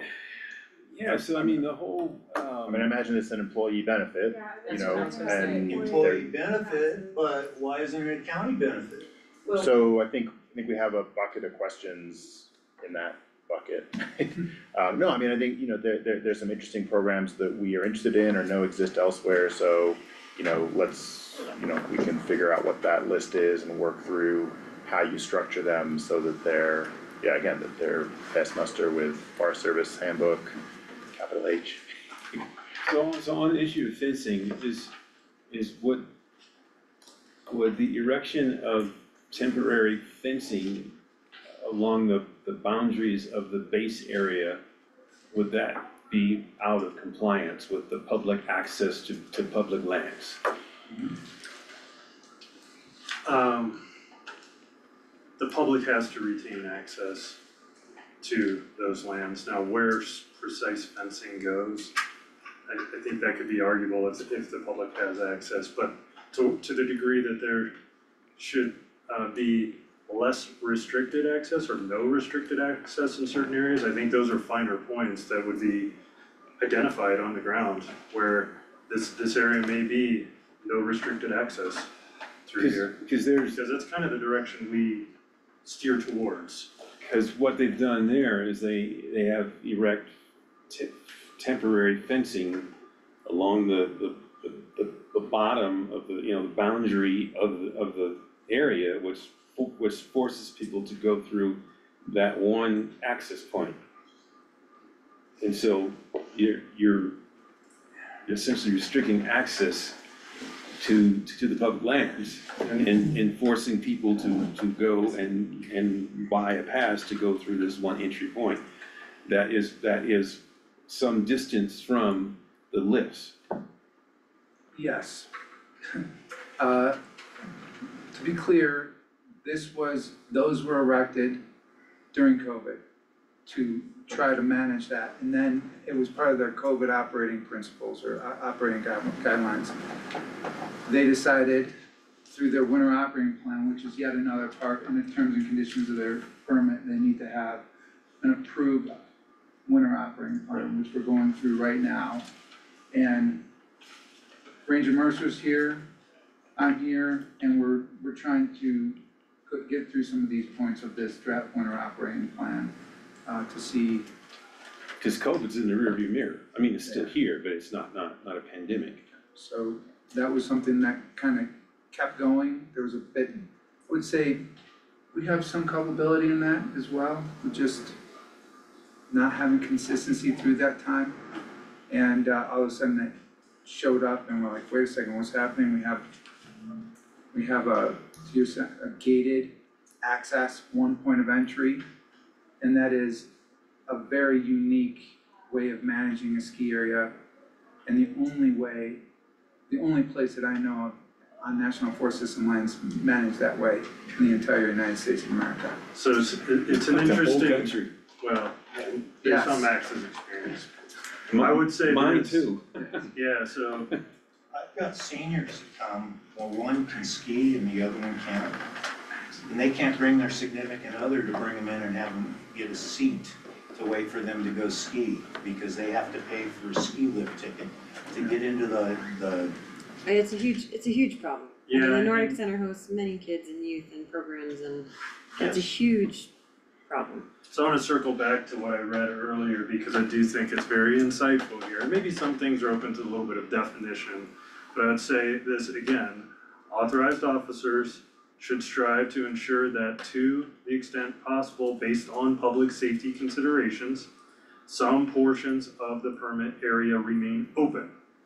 It doesn't talk about where that open access is, but remain open to the public without charge, so that the holder's charges do not constitute de facto entrance fees. So what is open? I mean, even if it's single point of entry or not, but like there's some minutia there, but that's what we're striving for. That's what the authorized officer is striving for, is that things remain open. And so I think, you know, what we're hearing is that certainly doesn't seem that way, and charges don't necessarily reflect that. Or at least maybe historically that was either the perception or the reality with what was going on there. So we're seeking to have the winter operating plan this year reflect this more precisely, that language I just read. So that could be a change this season, this winter season, to not have, or maybe, I mean, I don't know, Some maybe part some of it. transition away from, There's gonna be a need to The point of remedy some entry. of the access issues, and Lake County as the permittee has to be part of that remedy in those discussions. so that needs to happen soon. Yeah, I was gonna ask about that, like two things, one, like on that, yeah, remedy or opportunity to cure, things that are out of compliance, could you walk through, or maybe we can, if there's a quick answer, like what does that process look like? Like to come back into compliance, like timeline, process? We recognize that some things, as in life, some things are not feasible all in the timelines that we want. And so we wanna be reasonable in what that looks like for the cure. Okay. And when we offer up issues of non-compliance to a permit holder, we try to provide for some level of reasonability. Try to do as much as we can, right? Try to get as much as we can done for cure done within what's reasonable amount of time, what's feasible. But then also recognize the end game is gonna be is going to happen over this timeline. And so some of these things, you know, based on what's feasible, some of it is a matter of a bit of negotiation for what's reasonable and feasible. And I certainly recognize, you know, I read the board's letter back that they weren't gonna be at the meeting. Part of their rationale was the approaching winter season. It's happening, it's a month and a half away, not even at this point. So I wanna be, I would think that there's a sensitivity to that. However, Lake County is the permit holder. So there's some of these things that I think require maybe a little bit more discussion for what's feasible and attainable over what time period. But the end goal would be in concert with our handbook and the regulations that we are complying by, terms and conditions of the permit. Yeah, that makes total sense, like authorizing a structure is gonna take a different time frame and be a different thing than getting a vehicle off the property or something, or changing a sign and moving a temporary And the fence. fencing just doesn't Yeah. even be put up, So different things on different right? timeframes. I mean, yes. that's something that can be addressed immediately. Let's say multiple vehicles for a potential toxic situation up there in the city, okay? These vehicles weren't given back to the county and they're just sitting there drawing dust. Yeah, There's oil in them, and gas, and diesel. okay, yeah, but that'll come, like, do we get like a formal notification of that as the county? Yeah, You okay, will. You will. great. And then, okay, I just wanted to perhaps play devil's advocate for 1 second. I believe that there's still a way to get a visitor's pass to go through the gate, but I think if that's the offering, like I think there's still kind of like an undue set of barriers with having to approach this ticket booth that apparently like isn't really even supposed to exist, and then barriers that may include, for example, like lack of Spanish speaking staff, so I think like that's sort of just an unnecessary barrier to folks just sort of like you said, equitable access. So just wanted to add Yeah. that, like I think they do kind of offer that visitation pass that doesn't cost anything, but I think it's still kind of an unnecessary barrier. okay, thanks, and then Max, just following up from the great things you raised, so we've covered sort of like the notification of being out of compliance and sort of how curing or remedying that will work to enough detail for now. On the MDP, is that something like, and again, we need to do our homework a little bit more on sort of what was or wasn't in the management contract, but is that something that we work through I mean, I think you said that's sort of up to us, like how to make that public, how to get public input, you know, how to run that.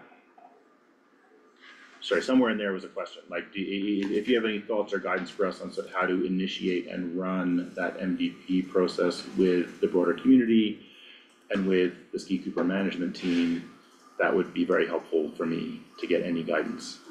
So the county's responsible for providing an MVP. Mm-hmm.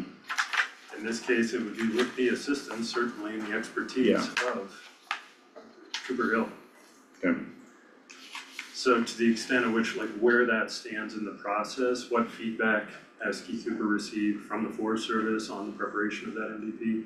I don't know, based contractually, what, I think there's certainly sharing that needs to happen, but I don't know who owns the actual document itself. There's a need though to be sharing it because ultimately Lake County is responsible. Okay, that's helpful. Now, and in terms of like where that stands and further discussions about like some of the things, like we have elements that need to be covered within the MVP. We can certainly speak to those. We've been working through this process with the contractor. So, you know, we're open to sharing where all things stand, but in terms of understanding the county's role with that MVP with Ski Cooper, that to me is a discussion point. Okay. Between the two, we can certainly provide whatever insight we can. Yep. Moving forward on that. Okay.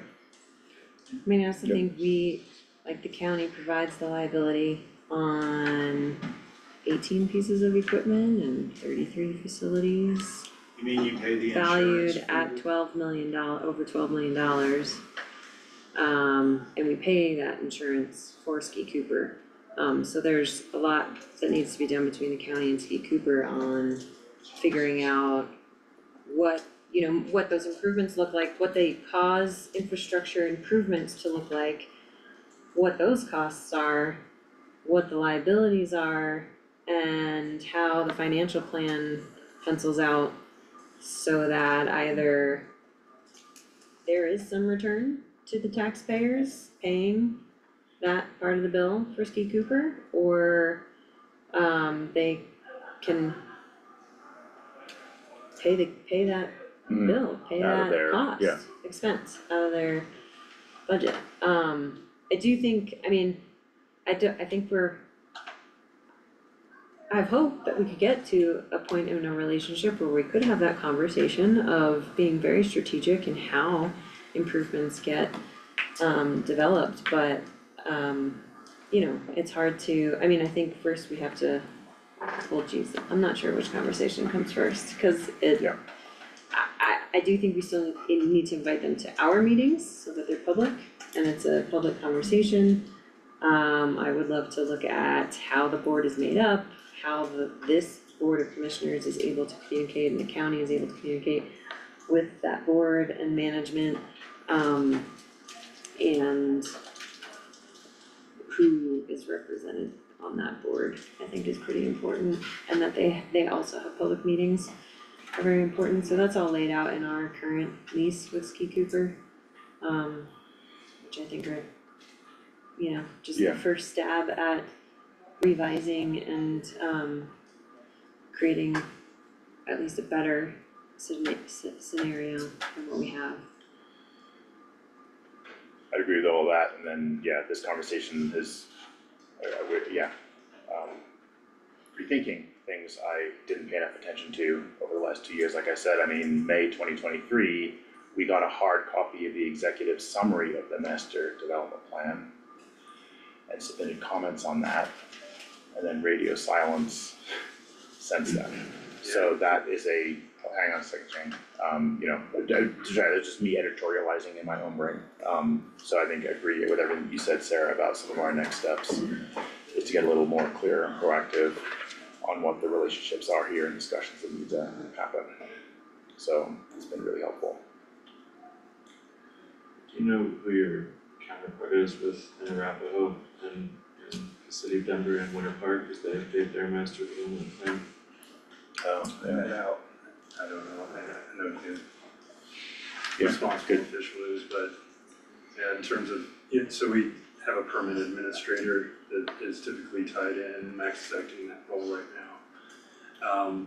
And they would be able to help flesh out the T's and I's in that one. Good question, Tim, yeah. And I will say, just to Commissioner Mudge's point about the liability insurance, that's standard for all permit holders to furnish liability insurance. So Lake County being the permit holder, in this case, it's their responsibility to furnish liability insurance, the same as it is for other outfitters and guides across the board. So that's not an unusual, it's actually just the standard. There are other ways though that cost can be shared. Yeah, And, yeah, I mean, And while we have the Forest Service, how about pie in the sky? Can they buy ski passes for all of our students in Lake County from Ski Cooper, since it's our facility, so that every kid in this county has a ski pass? And then reinvest it to Ski Cooper. can who buy? Take the money from Ski Cooper, buy the passes, and then get the kids to this mountain and give them skiing. Dan, if there's an easy answer to that question, which I suspect there isn't, we have some buckets of like follow-up questions, and one of them is like, what kinds of programs, how are they structured, programs or benefits offered? So I think that, one of the follow-up threads of work for us to do as a permit holder is to understand, what kinds of programs might the community want, and other stakeholders, and what is the right way to structure and pay for those, so. And we don't have to reinvent the wheel, Yeah, because yeah. this is, I know for a fact that Silverthorne Public Schools have, you know, working, you know, they work with copper, and they bring, you know, elementary school, key groups of elementary school kids, you know, up to copper. And SOS does programs, so I mean, you know, there's ways to get around this. Yeah, and it used to happen here with the schools, so like. One distinction I would draw there too, and we need to look at is keep in mind that Ski Cooper holds a lease for the assets. There is not an operating agreement with them. So that might be something, a distinction we'd wanna look at in terms of, cause the county still owns all the assets and stuff. Are we really engaging them to operate the ski hill versus act as a tenant who Yeah, essentially treats it as if it's their own? so maybe to like, yeah, I mean, I was gonna list out like, to work our way towards an end of this meeting. I mean, the day is young, but you know, so I mean, there's the thing we just talked about, like sort of what kinds of programs are desired and how to structure and pay for those. And then I think there's a number of questions within, you know, what does the Lake County contractor agreement with Ski Cooper management look like? You know, what is in there in terms of financial management and oversight, you know, you know, who sort of initiates and what roles, if any, are laid out in that on the MDP process. You know, I think there's probably like a longer list, but I think there's like a list of issues within sort of what does the current agreement say and how do we, you know, formally, you know, follow through on those. And then I think, you know, informal discussions, you know, around those two. I think liability is sort of its own issue, but also, you know, also you can look at it from the lens of the contract itself. Do we have current operations too in there? Did I miss that? Did I came off into space about current operations, about the temporary structures? Well, I think, I don't know if this is what you're saying, but I mean, yeah, coming into compliance, I think is sort of like maybe a nearer term, you know, issue, yeah. And Jeff, I don't mean to interrupt your summary, but like just to ring a bell for me, is that just the other day I learned that Adam, on behalf of our county here, well, for our community, I should say, is trying to get some sort of shuttle system that goes up to Ski Cooper, which is a great idea. However, we have no record of it in their operating plan that this is something that they're going to exercise. That just came about. Yeah. But still, it's those. But it you're also right, is identified in the master development plan. I don't know if it's in the 99, but it is in the master development plan to for transportation. For the one that has. The draft. That is not, The right, the draft, draft. that's in the draft. That's a moot point though, right now. Right now, we would consider it the 2025 MDP, because the 2022 is gonna be revised to some other future date. Yeah, But just saying Okay, that. yeah. So We need to understand how it's operating. okay, so to execute that transit plan, that would have to be in the MDP. If it goes on to Forest Service boundaries. well, your MDP then goes through processes to implement pieces, and then that is included in your annual operating plan. It's operations, the master development plan talks specifically to improvements, Right. right? So expansions, cutting trails, new lifts, new facilities, water, wastewater, all of that. Operational wise, I don't know if it necessarily needs to be addressed in the master development plan because it's not an improvement on the landscape. No, it's a just way of a- operating. Yeah, So 3 times a day on the weekends, a van showed up in the parking lot and left. Like that, I mean, there's no shelter, there's no, you know, impact beyond what's already there in the parking lot, and school buses show up and tourist buses show up. There's a little bit more research, Okay, you know, Agreed. yep. yeah, We yeah, can yeah. certainly discuss, I think we're open to it because it facilitates Yes. access. Mhm. It's not about that, it's just what does that look like Yeah. precisely? Yeah, And then how does it fit into either current permit or is that a separate outfitter guide permit that, you know, that Oh, it's determined to be yeah. a need there? okay, But it's fundamentally, it's pretty straightforward, I think we can certainly talk about that more. We just wanna be aware of it, Yeah. if things are progressing in that direction, because we weren't as, up until, very recently. Yeah, Cause it would take cars off the road, reduce the number Yeah, of there's a lot of vehicles parked in the upsides. lot, I mean, there's a Yeah. lot, a ton of positive, Yeah. positive Agreed. things, yeah. Oh, yeah. And for the record, I didn't even bring it up today because that is something that I wanted to discuss with the management and board of directors of Ski Cooper as a Pardon me, possibility. And again, I mentioned it to Dan when we were having a somewhat fruitless conversation about recycling at Ski Cooper. So just to keep piling on, I guess, cause we're there. well, but I mean, that's not a new idea, I mean, Yeah, but we have realized because in our 23 comments to Ski Cooper, we included transit and we included sustainability issues, most ski areas have at least an attempt and in some cases real progress on some sustainability issues. I was curious if is there any Forest Service guidance or mandate on that at this point, or is that really up I to don't know about the transportation systems I think that there could be some things that maybe were expressed in your prior comments. Yeah. On the most recent draft of the MVP that may be attainable without the MVP, maybe. Yeah.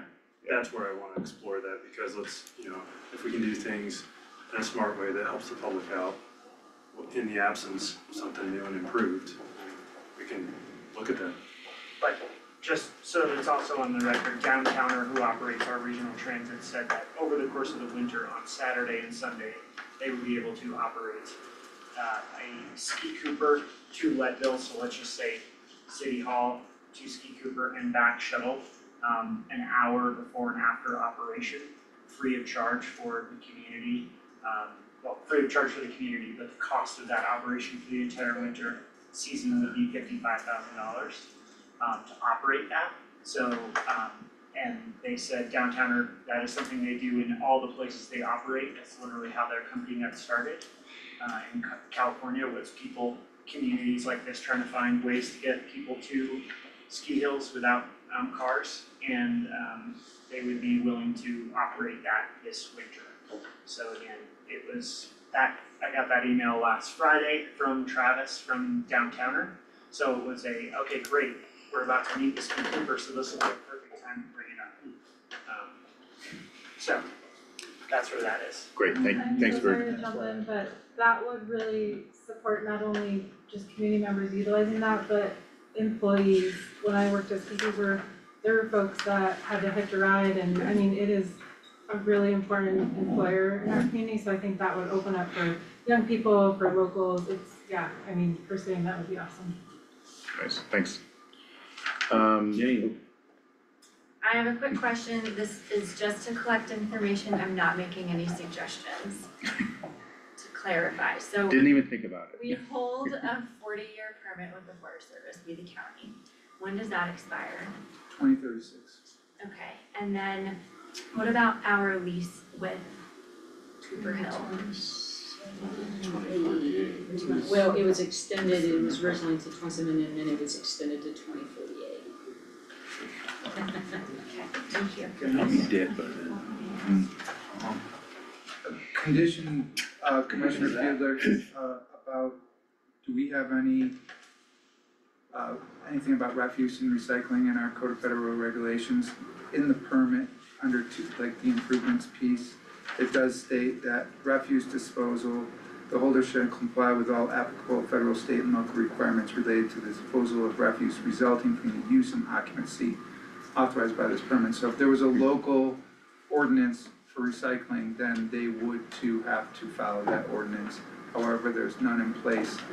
They have to dispose of it, but there's no mandate for recycling. Yeah, this is an innocent, uninformed question, I wasn't sure if there was now any operations on Forest Service land, if there were federal requirements to consider water efficiency or consider where your power comes from or whatever. Yeah, Dick? I don't think it's written, Yeah, codified specifically. We can mandate and ask them to be conservative or actually take their beer cans and stuff deposited. When we adopt our climate action plan, we'll have a local statute, so yes. excellent.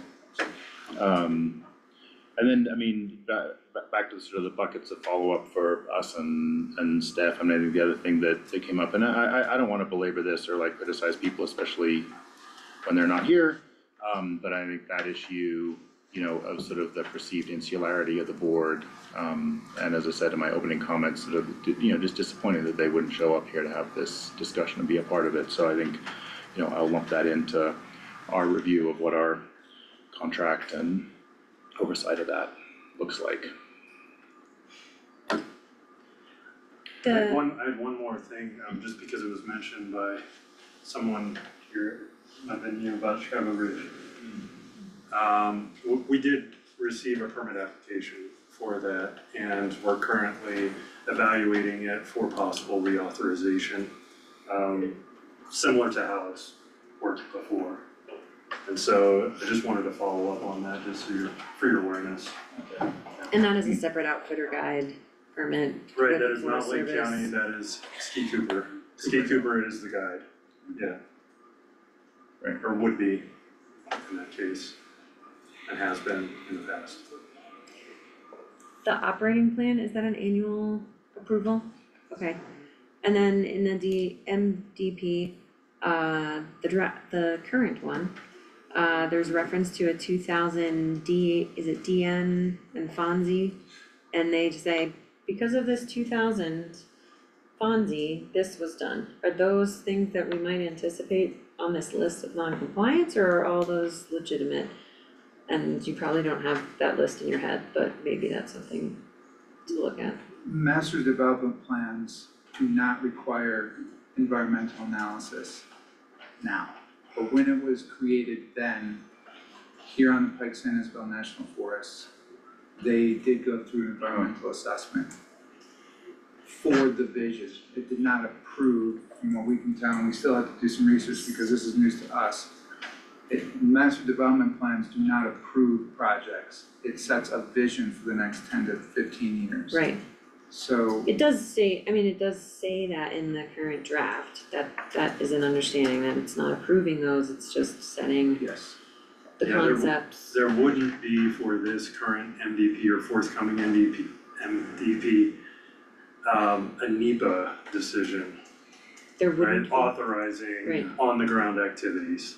That's what those decisions do. It sets a vision, it's an acceptance of the vision, right, but it is not an authorization of activities. There was a prior NEPA decision, to your point, in 2000, finding of no significant impact on the prior MDP. How site-specific that got remains to be seen because we're still looking at what that looked like. But there was a decision for that one. We don't do for that the anymore. entire thing, For the MDP as a whole. But certain things in the NEPA world, the things have to be reviewed and analyzed on a site-specific basis. Mhm. So how specific it got, that's where the rubber meets the road Mhm. on that. Any other questions? Brian has a comment. Oh, yeah, I was gonna go to staff and public as well, but it's just, no. I don't know the question, I mean, I do think that I do also appreciate and have enjoyed Ski Cooper. I think that it's important that we have a contracting someone operating that. I think the relationship between the operator and the county needs tremendous improvement, in the communication. Yeah.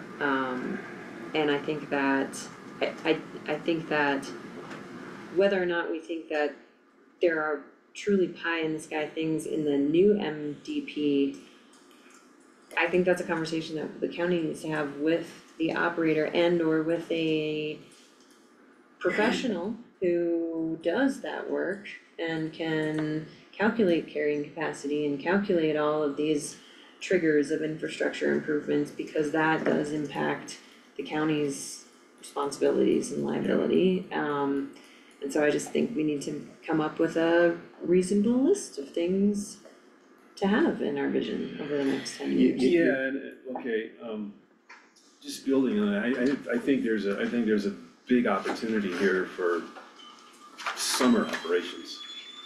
And I think that there's almost every ski area in Colorado during the summer, they have, you know, a mountain bike trail network. And given the number of mountain bikers that are drawn to this community during the summer months, I think we have an opportunity there to, there's some economic development in the context of you know, expanded mountain biking trails and they already have base infrastructure for, you know, but that's something that I think I'd like to see in the MDP. Well, I don't know if that's a separate winter and summer, like is this a winter use and then a summer use? Because we don't necessarily have the same competencies in like the groups operating winter or I mean, I know it's done differently or the same everywhere, in a lot of other places, but I think don't that's know a what's- conversation to figure out what Yeah, I'm not sure what what it season looks we like. covered. But it seems reasonable, it's the development plan for the area that Yep. it could be multiple seasons covered within the plan. You can be winter and summer. Oh, it can? When I first met with Okay. the operator, they told me that that wasn't part of their permit and that it just would never pencil out, so, and I agreed to disagree. It is not part of the permit, cause our permit currently is just winter operations, You correct? can, as a ski area through the Ski Area Opportunity Recreation Enhancement Act, have summer operations as part of your permit, and that is a viable option if identified in your master development plan, number one, and if it goes through the proper environmental analysis and consultation to put those types of improvements in place to have those said summer operations. Yeah, There's nothing that prohibits Ski Cooper from summer operations, except for having the vision and going through the vision. The permit actually says the holder shall prepare an annual and revise by October 15th, their winter operating plan, and by May 15th, the summer operating plan. And then it goes on, the period of use is specified as at least 90 days each year season. Okay, I mean, we're grappling with economic development, right? And this having summer operations up there would be, it's not gonna solve our problems, but I think it would be a great adjunct to our existing trail system.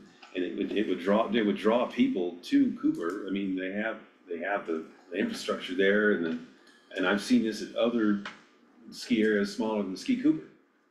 Well, and that also goes to the comment earlier of how, whether this should be a lease versus an operating agreement. right. So that you have a winter operator and a summer operator.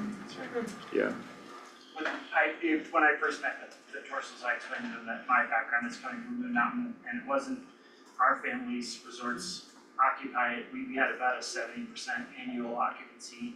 And then when Moon Mountain decided to do summer operations, and they did basically just self-serve biking to start, and then one of those downhill coasters, and just that, all of a sudden, our annual occupancy was up at 92%, we didn't do anything. We didn't change anything about the way we were operating our facility. It's just that the summers then became more of a driver than the winters. Because in New England, the summers are longer than the winters. And that's the first thing I said to them when I first met them day one in terms of how I'd like to work with them.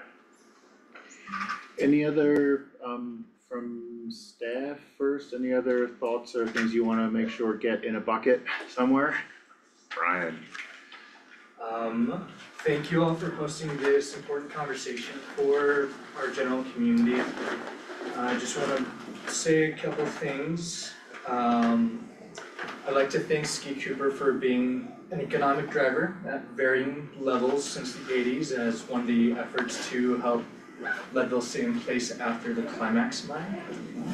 And the commissioners, back when they went into partnership with Ski Cooper, I assume they were pretty intentional about it. They didn't go into partnership with a for-profit business. And Ski Cooper is also designated as a nonprofit 501c4, which means that their sole mission outside of any specifics is for the general social welfare of a community and providing education, which has unfortunately been lacking. It has been done in other communities at varying sizes of resorts. And when Get Outdoors Leadville was started, one of the biggest pieces that was a driver for us was we are in a recreational and touristic mecca. where people come from all over the world to recreate. However, locals found it most difficult to access those resources for recreational amenities to improve their health and well-being. And we made improvements since then in different areas. Goal and Pros has a permit from the Forest Service to take kids and their families outside. We've submitted 14ers, we've gone fishing, we've done winter activities with everyone. And one of the areas that is consistently lacking, not for lack of trying, is winter operations. With going to a ski area, and what best way to get your local community out there than at your local ski hill? And in our experience, we have had better luck working with out of the county businesses that operate different mountains to be able to give our local youth and families an opportunity to know what skiing is like, because a lot of our families travel over the hill. As we know, we have a large workforce that doesn't work here, they reside in Lake County. So they get to see the economic disparity that exists between those who are able to access skiing, usually wealthier white individuals, and our community, just in terms of equitable service, is not able to have those same opportunities as everywhere else. So I would highly encourage the board and county leadership to keep staff involved with these conversations as much as is appropriate, so that we can help guide any specifics in terms of programming and or partnership opportunities that may exist within our community, so that we can get equitable services distributed for everyone in our community, regardless of their socioeconomic status. Great, thanks. Okay, Jane? So I was privy to that letter that Cooper's board responded to our invitation to this meeting. And based on the language and the tone that I understood in that letter, it does not seem likely that they are willing to work with the current sitting Board of Commissioners. So I'd be really curious what your thoughts are on that, since we're towards the end of October, but we still have some time in the year to make plans for the 24-25 ski season. And then what does that look like in January with the board transition? Excellent question. I haven't thought about it, off the cuff and thinking about it a little bit and prepping for this meeting. I share your interpretation of that letter. They were pretty explicit about it. My initial reaction was that's not their call to make. And I think, for me, time is running, so I think at a really high hand waving level, we'll do what we can while the three of us are still here, and we'll also do what we can to get, material and, answers to these questions, or at least the questions, in a really clear format. I think one of our challenges has been, it's been a little hard to track all this stuff down. So I think we'll, to your question for the next board and county work in 2025, we'll do our best, the three of us and staff, to just get stuff, better documented and easier to pick up for new incoming folks. I appreciate that.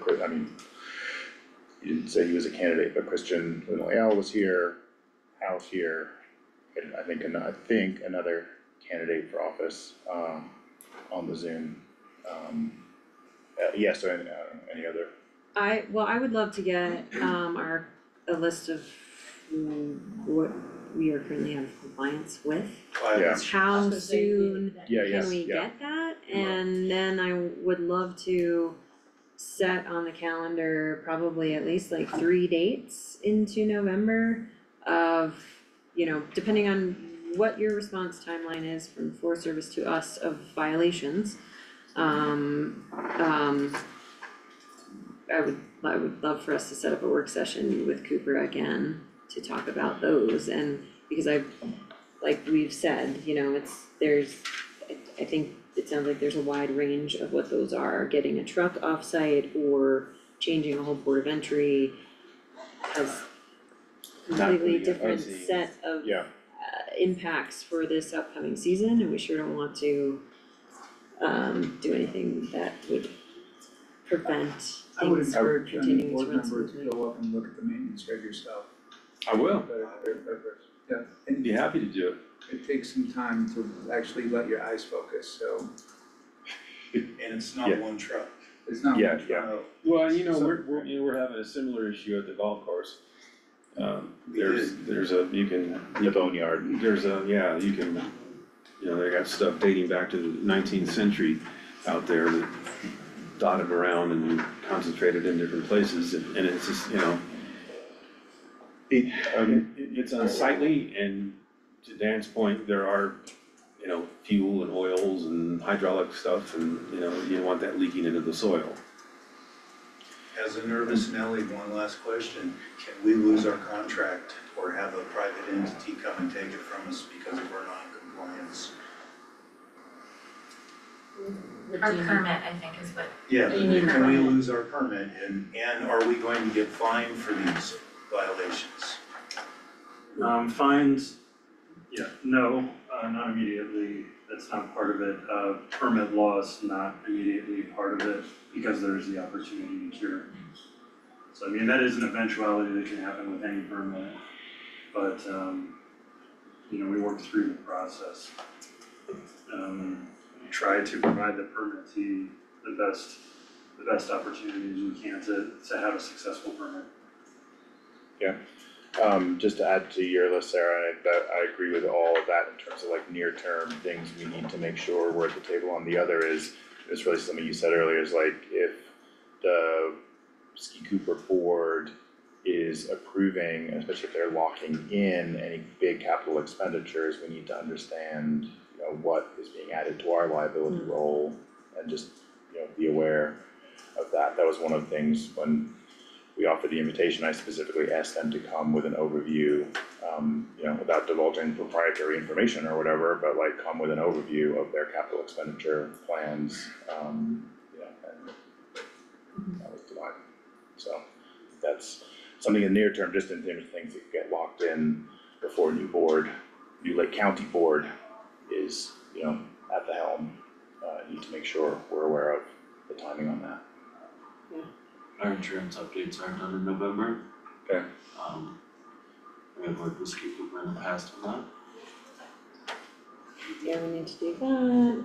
I mean, I suppose again, like, I don't think there's any reason we can't start the process with the Forest Service for curing non-compliance. Do what we can before the season starts, do what we can during the season, and continue the communication and the conversation around decommunication with the board and the makeup of the board and expectations set by us on behalf of the community with Ski Cooper's board for how we all interact and behave. See how well that goes. I mean, in the immediate future too, it seems like there's a new management plan needed, and so if I were sitting where you were, I would necessitate that that came from your desk rather than Cooper's desk, and it feels like there's a little bit of a power imbalance there, and I know that there's like years of history and maths involved in that, but I feel that that's appropriate to necessitate that, you know what I mean? Yeah, I I think we captured that, I mean, like there's that bucket of things under the, like, we need to look at the agreement and see, I mean, did we explicitly delegate with no input some things? I you know, or is it vaguer, or did we explicitly not delegate some things? So I think we need to get clear both in the contract and then, yeah. Yeah, I mean, there's a very simple statement as to one of their conditions being that they comply with all conditions of the special use permit from the Forest Service as it relates to this lease and all applicable regulations and state plan. Yeah. It's pretty simple. Well, I mean, and maybe that's something that the conversation we have in the short term, getting Ski Cooper board to the table, because we sure don't wanna create an MDP by scratch, we are not ski area operators.